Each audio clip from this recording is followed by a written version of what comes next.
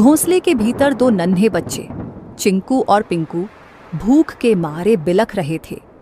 मम्मा, भूख लगी है, क्या कुछ खाने को मिलेगा मम्मा? पेट में कुछ नहीं है मम्मा, कुछ ला दो ना। चिकी की आंखें भर आईं। हे भगवान, मैं क्या करूं? कैसे बताऊं कि बारिश शुरू हो गई है, लेकिन मेरे बच्चों का रोना मुझसे देखा नहीं जाता। भीगूंगी, गिरूंगी, चाहे जो हो, लेकिन इन्हें भूखा नहीं देख सकती। रुको मेरे लाल, मम्मा कुछ ले आएगी, चाहे जान ही क्यों ना चली जाए।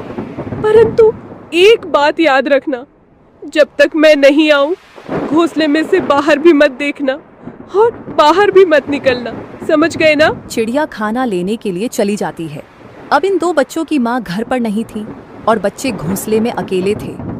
उनके लिए यह पहली बारिश थी जो उन्हें किसी अजूबे से कम नहीं लग रही थी।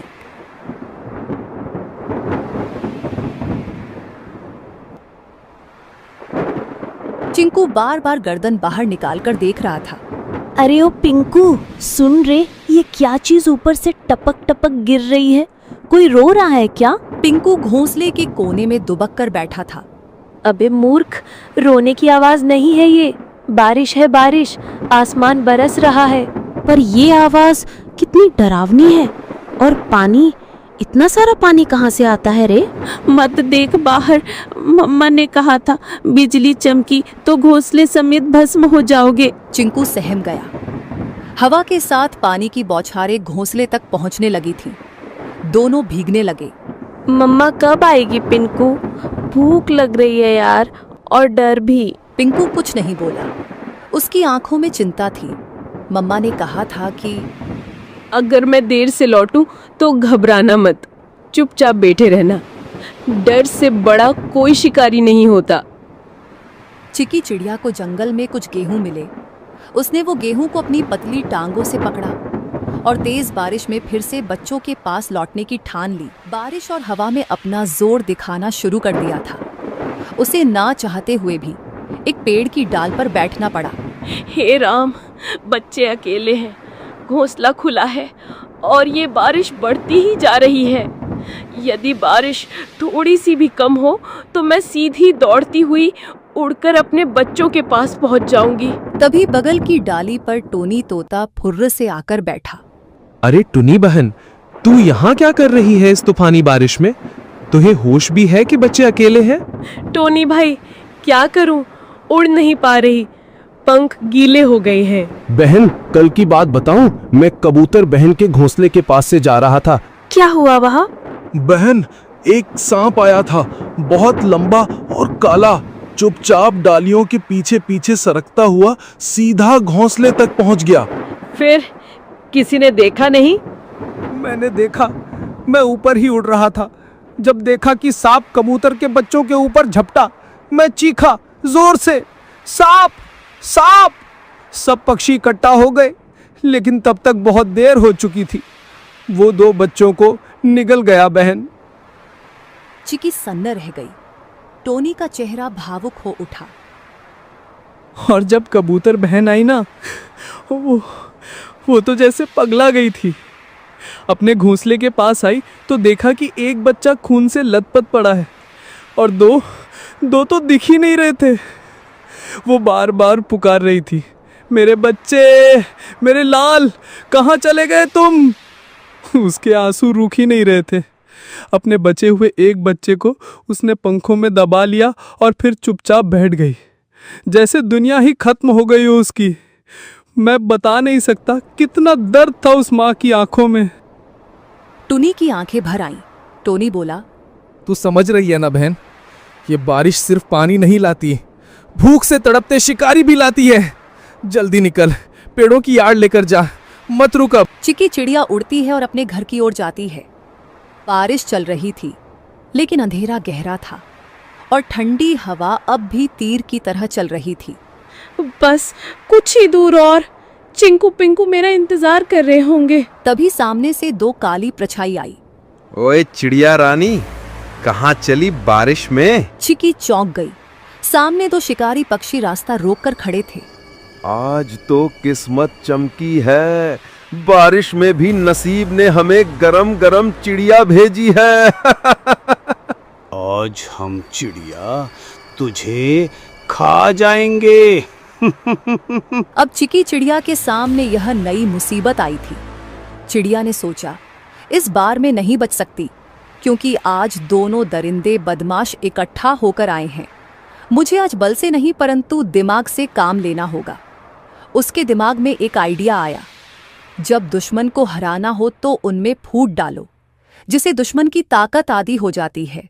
तुम दोनों बहादुर शिकारी हो ना, और मुझे खाना चाहते हो ना, परंतु तुम दोनों में से जो सबसे बड़ा शिकारी और सबसे ज्यादा ताकतवर होगा वही मुझे खाएगा। मैं तो सबसे खतरनाक हूँ, पंखों से पंजे तक मौत हूँ, मौत।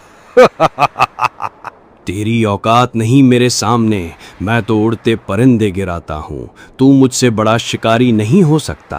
तो भेड़ो ना, दिखाओ असली ताकत। मुझे तो वही खा सकता है जो सबसे ताकतवर है। दोनों शिकारी जल उठे। कौवा उड़कर सुल्तान की ओर झपटा। सुल्तान ने पलटवार किया। सबसे पहले मैं तुझे खाऊंगा, फिर इस चिड़िया को। तू खा नहीं पाएगा कालू। दोनों एक दूसरे को नोचते हुए हवा में झगड़ते हुए नीचे गिर पड़े। दोनों की हालत खराब हो गई और बेहोश हो गए। चिकी इसी मौके का फायदा उठाते हुए चुपचाप वहां से जल्दी उड़ते हुए निकल गई। उसके मन में एक ही बात थी, बच्चों तक पहुंचना है, बस अब देर नहीं। चिंकू और पिंकू कांपते हुए बैठे थे। बारिश अब थम चुकी थी, लेकिन डर अब भी घोंसले में था। तभी हवा में एक जानी पहचानी गंध आई। चिंकू, मेरे पिंकू, मैं लौट आई। मम्मा, हम कब से राह देख रहे थे कि आप कब आएंगी। मेरे लाल, तुम दोनों ठीक हो ना? डर तो नहीं लगा? बहुत डर लगा मम्मा, बिजली भी चमक रही थी। चिंकू बार बार बाहर देख रहा था, मैं तो कह रहा था ना जल जाएगा। बेटा, कभी कभी डर जरूरी होता है, लेकिन बहादुरी ये है कि डर के बाद भी टिके रहो। तुम दोनों ने बहादुरी दिखाई। पंखों में छुपाए हुए गेहूं को निकालकर मजेदार खाना बनाया और बच्चों को दिया। बच्चों ने भूख के कारण खाना खा लिया। अगली सुबह बारिश तो रुक चुकी थी, लेकिन घोंसले में सन्नाटा था। सूरज की हल्की रोशनी घोंसले में पड़ी तो चिकी ने देखा, चिंकू एक कोने में पड़ा कांप रहा था। उसकी आंखें आधी खुली थी और शरीर तप रहा था। चिंकू, ओ बेटा, क्या हुआ तुम्हें? मम्मा, बहुत गर्मी लग रही है, पूरा बदन चल रहा है।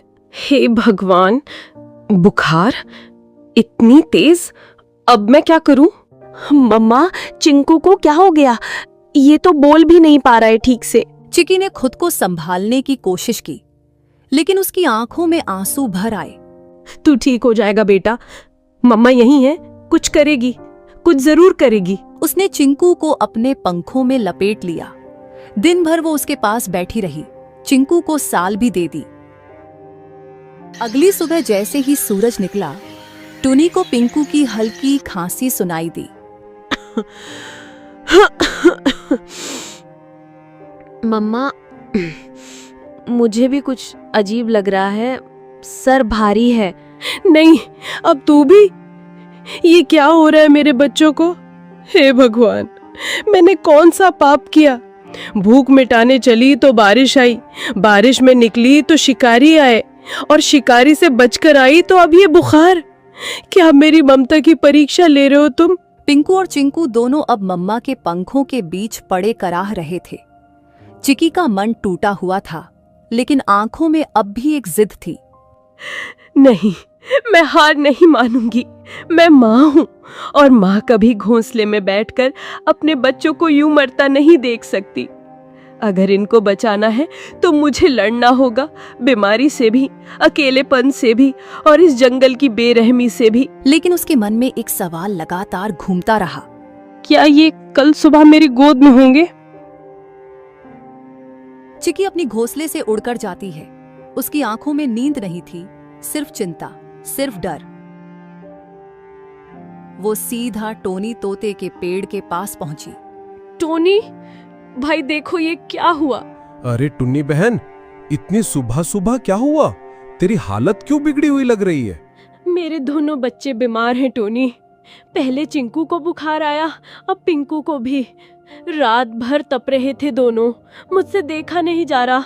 कुछ कर यार, कोई उपाय बता। रुक, सुन, मुझे याद है जंगल के उस पार एक चूहा डॉक्टर है, बहुत समझदार। सब उसे डॉक्टर चिंटू कहते हैं। चल, अभी चल। बिना वक्त गवाए दोनों उड़ चले। जंगल के भीतर झाड़ियों के पीछे एक पुराना सा बिल था। बाहर लगे बोर्ड पर लाल निशान से पता चल गया, यही डॉक्टर का घर है। डॉक्टर साहब, जल्दी बाहर आइए। एक माँ के बच्चे बीमार हैं, बहुत बुरे हाल में हैं। कुछ पल बाद डॉक्टर चिंटू बाहर आए। कितने दिनों से बीमार है? 2 दिन से, लेकिन रात में हालत और बिगड़ गई। ले चलो मुझे, मैं खुद देखूंगा। कुछ देर में तीनों घोंसले पर पहुंचे। डॉक्टर ने बच्चों को चेक कर लिया। ये साधारण बुखार नहीं है, ये वायरल है। बच्चों के शरीर में लड़ने की ताकत नहीं बची है। तो क्या ये मर जाएंगे? मैं कुछ नहीं कह सकता। मैं दवा दूंगा, अगर ऊपर वाले ने चाहा तो बच जाएंगे, पर मैं कोई गारंटी नहीं देता। तुम तो डॉक्टर हो, तुम्हारे पास उम्मीद होनी चाहिए। मैं दवा दे सकता हूं बहन, चमत्कार नहीं। जब शरीर साथ नहीं देता तो दवा भी हार जाती है। अब ये तेरी ममता और भगवान की मर्जी पर है। चिकी जानती थी अब उसके हाथ में कुछ नहीं बचा था। वो निकल पड़ी एक उम्मीद में। वो जा रही थी उस पेड़ की ओर जो जंगल के बीचों बीच सबसे ऊंचा था, एक ऐसा स्थान जिसे पक्षी शांत शिखर कहते थे। वहां कोई शिकारी नहीं आता, न चीलें बैठती हैं, न कौवे मंडराते। ये कोई आम डाल नहीं थी, ये वो जगह थी जहां आकाश और आत्मा एक हो जाते हैं, जहां हर पत्ता, हर हवा, हर किरण साक्षात ब्रह्मांड की भाषा बोलती है।